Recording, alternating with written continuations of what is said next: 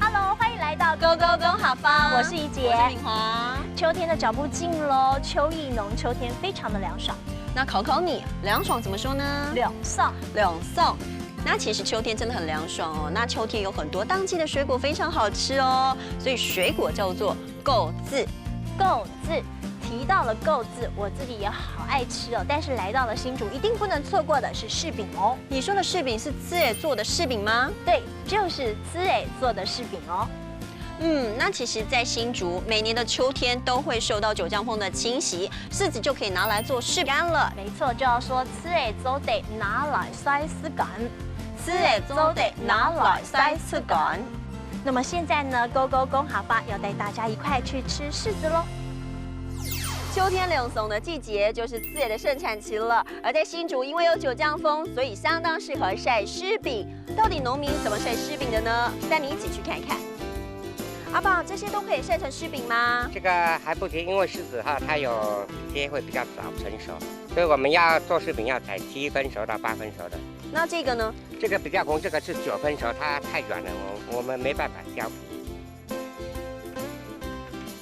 阿爸现在就在晒柿饼吗？对，柿饼要晒多久啊？我们晒柿饼的话，差不多7到9天。是靠新竹的九江风。对。然后好像听说它比其他的柚子呢含有丰富的维他命 C 哦，很营养嘛。阿爸，那晒柿饼要经过哪些步骤呢？我们柿子采回来之后哈，那个挖地头削皮，削好之后我们拿出来晒，到第3天的时候开始，我们就要跟它碾压。要碾压？对。怎么碾压的作用就是大拇指在上面了，轻轻的往下压哈。它压的作用都是增加它的 Q 度，还有把它里面的水分给它排出来。哦，我们要接连捏4天，就会变成好吃的柿饼。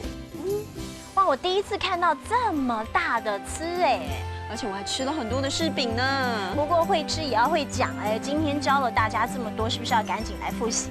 没错，就是要帮大家复习。秋天很凉爽，凉爽怎么说呢？凉爽，凉爽。那台湾有非常非常多的水果很好吃，水果叫做柚子，柚子。那其实我们刚刚也看到了非常非常多的柿子，叫做淄淄。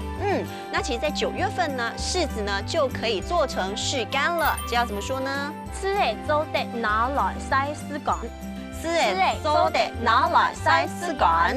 哇，今天吃了那么多，学了那么多，Go Go Go 好发，我们下回见喽，拜拜。